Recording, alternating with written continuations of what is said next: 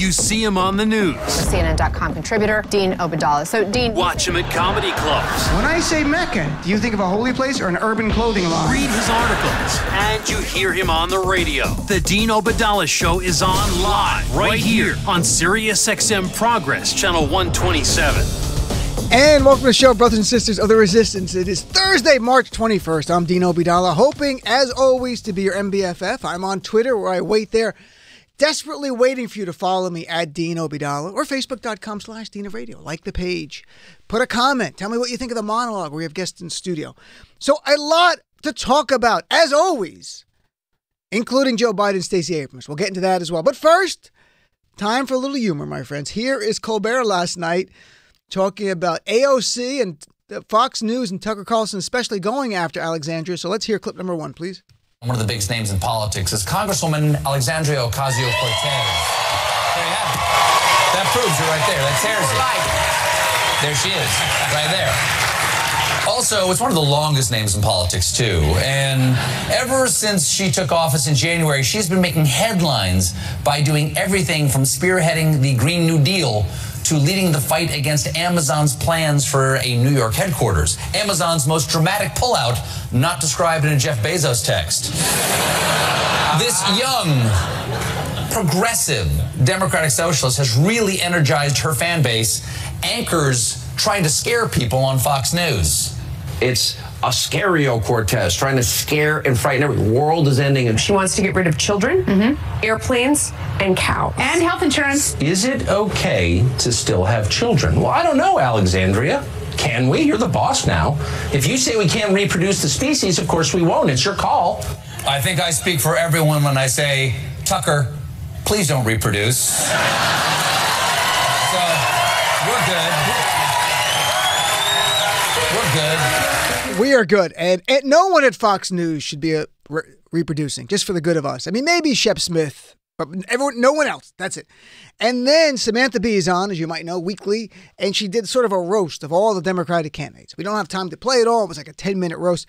But here is two of them, starting with Beto O'Rourke and then Amy Klobuchar. Clip number two, please. May not have a lot of solid policy proposals, but he is on the cover of Vanity Fair saying, I want to be in it, man. I'm just born to be in it. To which every woman who's ever run for office said, quote, fuck you. One of those women is Minnesota Senator Amy Klobuchar. Shortly after news circulated that she was considering a run, journalists accused her of being too Minnesota nice, but her former staffers beg to differ. There was a binder that Amy Klobuchar reportedly threw and hit a staffer. One day in the Capitol, she turned to a member of her team and said, I would trade 3 of you for a bottle of water. All of that is bad, but somehow the last one made me like her more. So Samantha Bee with some funny stuff. So let's talk about a few things. First of all, while the mainstream media has been obsessed with Donald Trump attacking John McCain for the 50th time and the GOP being silent about it, and the white-on-white violence of Kellyanne Conway, George Conway, and Donald Trump and white people, you got to get your crap together. This is just too much now.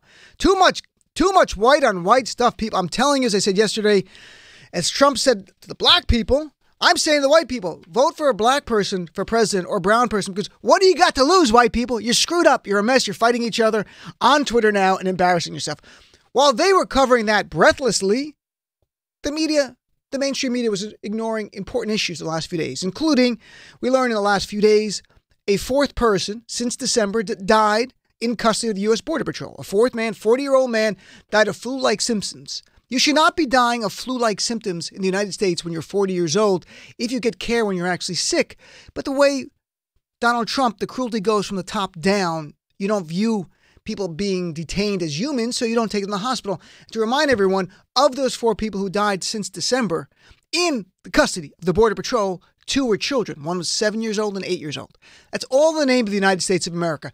And if the UN doesn't step in soon, we're going to commit more and more human rights violations, this administration, not me and you, the Trump regime is.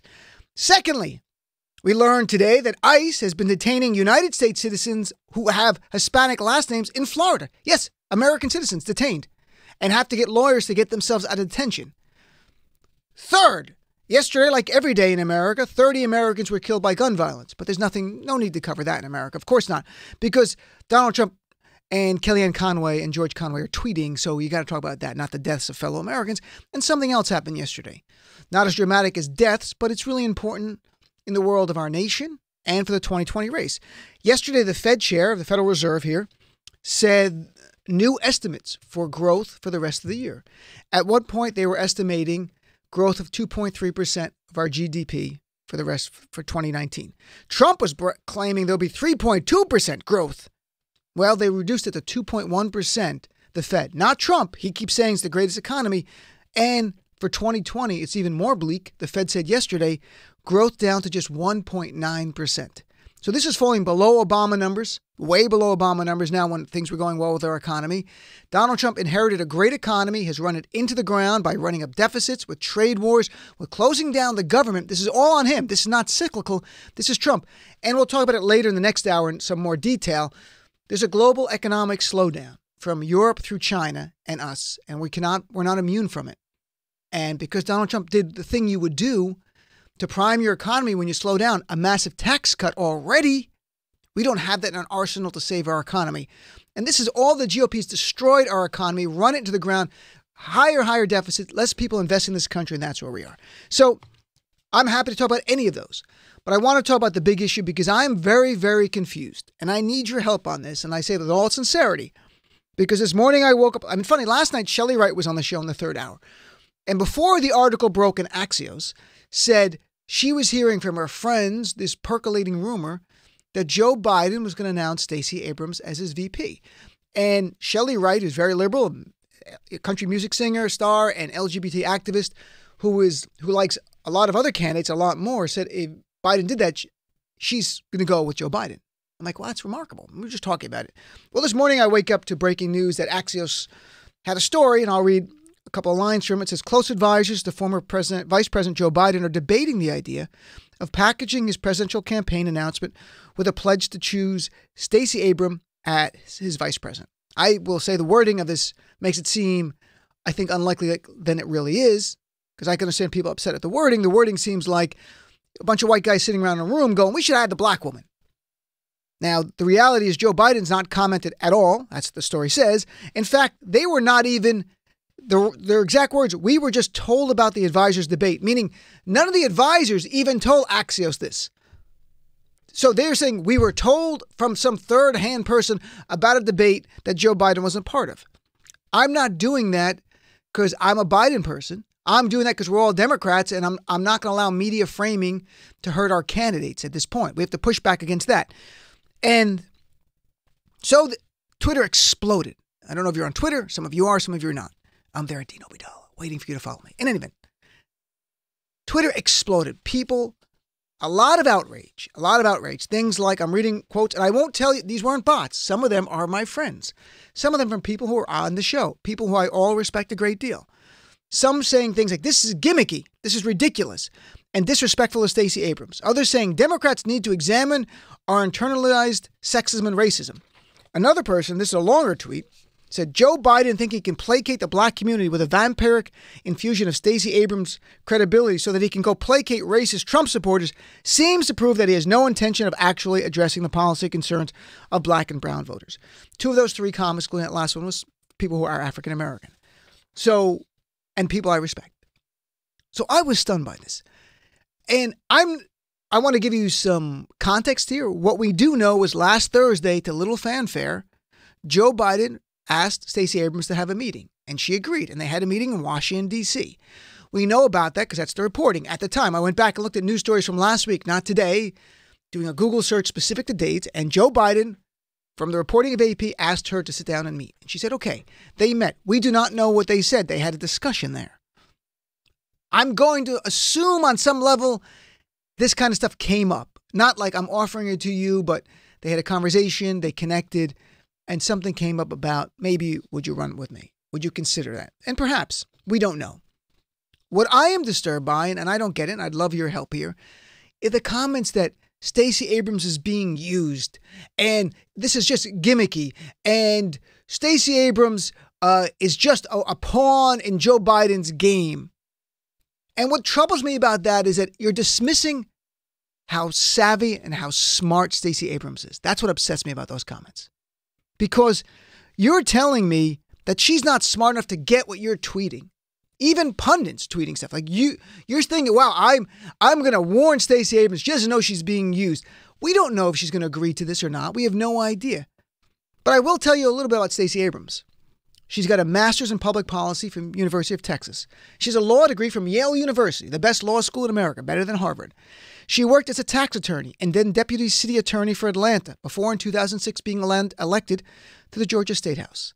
In 2011, she made history being the first black woman to be chosen as the minority leader of the Georgia State General Assembly, which is like being Chuck Schumer in the U.S. Senate today. She was the leader of the Democrats in the Georgia State Assembly.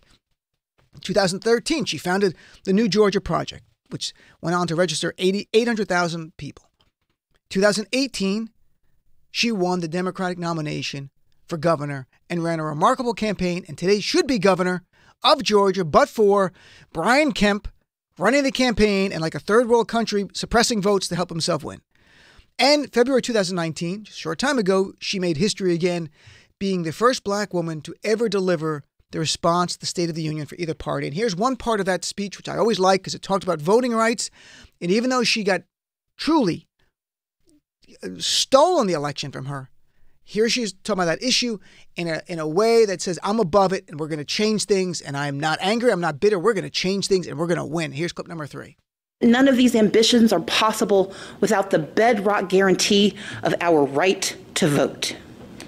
Let's be clear. Voter suppression is real. From making it harder to register and stay on the rolls, to moving and closing polling places, to rejecting lawful ballots, we can no longer ignore these threats to democracy. While I acknowledge the results of the 2018 election here in Georgia, I did not, and we cannot, accept efforts to undermine our right to vote. That's why I started a nonpartisan organization called Fair Fight to advocate for voting rights. This is the next battle for our democracy, one where all eligible citizens can have their say about the vision we want for our country. We must reject the cynicism that says allowing every eligible vote to be cast and counted is a power grab. Americans understand that these are the values our brave men and women in uniform and our veterans risk their lives to defend. The foundation of our moral leadership around the globe is free and fair elections, where voters pick their leaders, not where politicians pick their voters. Stacey Abrams, Yale-educated lawyer, minority leader in their General Assembly, making history there, making history as the nominee for Democrats to win for Georgia, should be governor. And the comments, and I don't think they were intentional, because some were by African Americans, that she's being used and she's a prop and a gimmick. We don't know if she's going to say yes. If she says yes, I completely support her choice. If she says no, I completely support her choice. I have every confidence she's not being taken advantage of. She's made her own calculation. She knows the upside and the downside of running with Joe Biden. We have no idea if this is anything more than media fodder from, again, they didn't even quote the aides. They quoted someone who witnessed the aides having a discussion. I'm not saying they made it up. I'm sure there was some discussion. We don't know what level aides were sitting around. We don't know if Joe Biden was even involved in any of these discussions. Now, if you want to have a political discussion, is it the right thing to do? That's completely fair.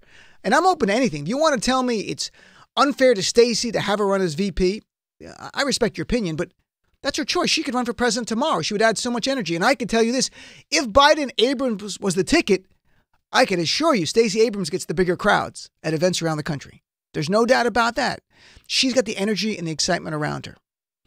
Now, there's been a great deal of political debate by others in the political pundit class, and that was well-intentioned. It was different. It was more like Vox wrote an article saying that this would be a mistake for Biden to pick someone now. Not the gimmicky part, but that he's like sometimes standard boring conduct becomes standard and boring because it is the correct way to proceed. That was in Vox.